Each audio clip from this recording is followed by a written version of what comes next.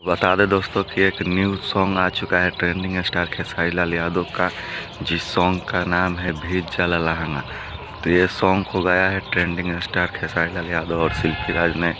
और बता दें कि इस सॉन्ग को लिखा है अभिषेक भोजपुरिया जी ने, जो अभी नंबर 1 के म्यूजिक डायरेक्टर से मिलकर काम कर रहे हैं, जिस म्यूजिक डायरेक्टर की नाम है मोनू सिन्हा जी ने इस सॉन्ग में म्यूजिक दिया है।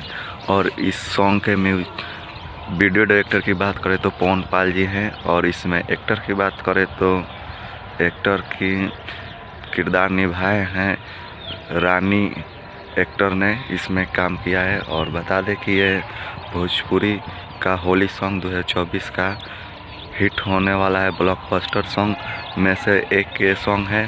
तो आप सब जाइए और जाके VR म्यूजिक के यूट्यूब चैनल पे इस सॉन्ग को सुनिए एंड वीडियो को like comment and Holi song को सुपर डुपर ट्रेंडिंग में लाइए और ब्लॉकबस्टर सॉन्ग बनाइए।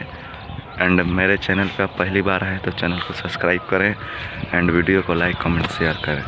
मिलते हैं अगले वीडियो में, तब तक के लिए बाय।